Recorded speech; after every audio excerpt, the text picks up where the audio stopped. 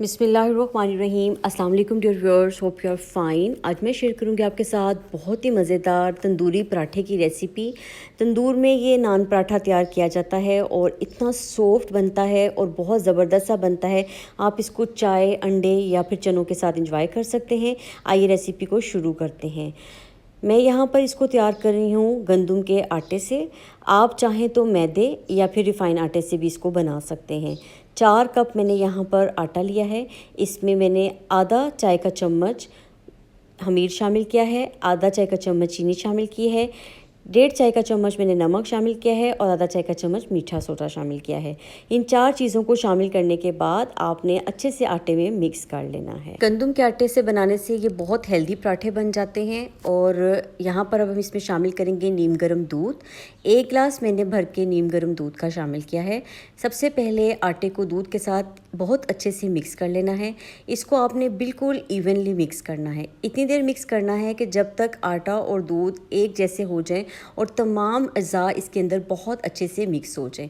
यहाँ पे ये सब अज़ा मिक्स हो गए थे। अब हम इसे गूंदेंगे नीम गर्म पानी से। नीम गर्म पानी 1 गिलास लिया है मैंने। याद रखें कि पानी आपने बहुत ज़्यादा गर्म नहीं लेना, बहुत ठंडा भी नहीं लेना, नीम गर्म लेना है, यानी जिसका टेम्परेचर आपका हाथ बर्दाश्त कर सके आपने वो पानी इसमें शामिल करना है। थोड़ा थोड़ा करके पानी शामिल करते जाएं और इसको अच्छे से आपने गूंद लें। आपने इतनी देर गूंदना है जब तक ये एक सॉफ्ट सी बहुत अच्छी पराठों की डो रेडी हो जाए। जैसे हम पराठों के लिए या आम रोटी के लिए आटा गूंदते हैं, बिल्कुल वैसे ही गूंदना है। ना बहुत सख्त गूंदना है, ना बहुत नरम गूंदना है। बस इसको आपने मुसलसल 12 से 15 मिनट गूंदना है। जितना अच्छा आप इसको गूंदेंगे उतनी अच्छी आपकी डो तैयार होगी और उतने ही सॉफ्ट और बहुत ज़्यादा फ्लफ़ी से पराठे तैयार होंगे। आपको बिल्कुल ऐसे लगेगा कि ये आप तंदूरी नान पराठा खा रहे हैं, बिल्कुल भी नहीं लगेगा कि घर में बनाया गया पराठा है। तो यहाँ पर इसको तकरीबन 12 से 15 मिनट मैंने अच्छे से गूंद लिया था। गूंदने के बाद जो इसकी फ़ॉर्म है वो मैं आपको दिखाती हूँ। अब यहाँ देखें कितना ज़बरदस्त सा आटा गूंधा गया है। ये सब 15 मिनट गूंदने का रिज़ल्ट है। बिल्कुल बर्तन के साथ स्टिक नहीं हो रहा और अब हाथों के साथ भी नहीं चिपक रहा। हालांकि इसके अंदर मैंने खमीर शामिल किया है, लेकिन फिर भी ये देखें कितना ज़बरदस्त सा आटा रेडी हो गया है। कवर करें, सिर्फ 30 मिनट के लिए आपने इसको रखना है। आधे घंटे के बाद आप देख सकते हैं, क्योंकि वेदर गर्म है तो ये बड़े अच्छे से डो ना राइज़ हो गई थी। अब इसकी एयर को आपने आउट कर देना है। आप इसको पंच करें, इसकी एयर को आउट कर दें। बहुत आसान है। अब ये बिल्कुल स्टिक नहीं होगा। बस इसको एक दफ़ा फिर आपने 2 से 3 मिनट के लिए फिर से गूंद लें और गूंदने के बाद आप यहाँ पर इसको 2 बराबर के हिस्सों में तकसीम कर लें। घर में अगर आप कभी कोई ऐसी चीज़ तैयार करते हैं तो यकीन करें दिल खुश भी होता है कि हमने बाज़ार की बनिस्बत एक हेल्दी चीज़ घर में बनाकर खा ली है। यहाँ पर मैंने जो गंदम के आटे का इस्तेमाल किया है, इससे अगर आप इस पराठे को ज़्यादा भी खा लेंगे तो ये कभी भी आपके स्टमक को डिस्टर्ब नहीं करेगा। कोशिश किया करें कि जो चीज़ें मैदे की बाज़ार से मिलती हैं उनको आप होल व्हीट आटे से घर में बनाकर खाएँ। पैसों की भी बचत है और सेहत की भी बचत है। तो यहाँ पर आटे को 2 हिस्सों में तकसीम करने के बाद एक हिस्से से मैंने 5 पेड़े बना लिए थे। आप 5 या 6 पेड़े बना सकते हैं। मैंने थोड़े बड़े और मोटे पराठे बनाए थे। अगर आप बारीक और क्रिस्पी पराठे बनाना चाहते हैं तो फिर आपने इसको ज़्यादा पेड़ों में तकसीम कर लेना है। अब आपने हर पेड़े से एक रोटी को बेलना है और सबसे पहले हम तमाम रोटियों को बेल लेंगे। रोटी को बेलने के बाद उस पर खुश्क आटे को अच्छे से आपने छिड़कना है ताकि ये चिपके ना, और इस तरह फोल्ड करके आपने रोटियों को रखते जाना है।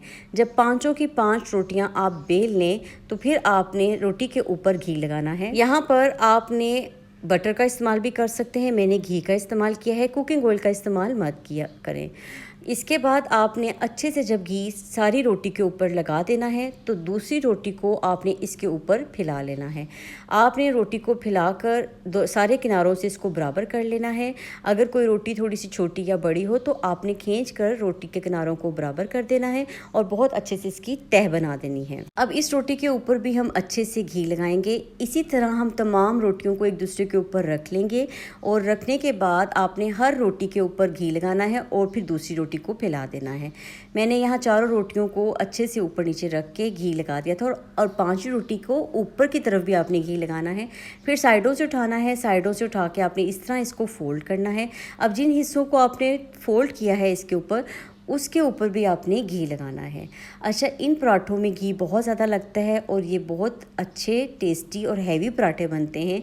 ये पराठा आसानी से 2 लोग खा सकते हैं और वो फुल भी हो जाते हैं।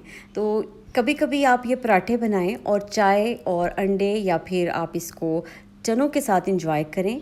ये बहुत ज़्यादा टेस्टी लगते हैं। अब इस रोल को मैंने सेंटर से आधा कट कर लिया है। अब जो खुला हिस्सा है उसको ऊपर रखना है और इस तरह आपने रोल करते हुए एक पेड़े की शक्ल दे देनी है।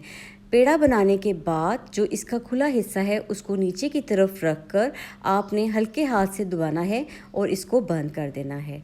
ये देखें कितना ज़बरदस्त सा लच्छे पराठे का पेड़ा तैयार है। इसी तरह हम दूसरा पेड़ा भी तैयार कर लेंगे। इन पेड़ों को तकरीबन 10 मिनट का आपने रेस्ट देना है। 10 मिनट के बाद आपने इसको हाथ से बढ़ा लेना है। बहुत आसानी से ये बढ़ जाएंगे। आपने बिल्कुल भी बेलन का इस्तेमाल नहीं करना, वरना इसके जो लच्छे होते हैं ना, इसकी तहें होती हैं वो ख़राब होती हैं। तवा लिया है, इसको बहुत अच्छे से गर्म कर लिया है और इसके ऊपर मैंने पराठा रख दिया है।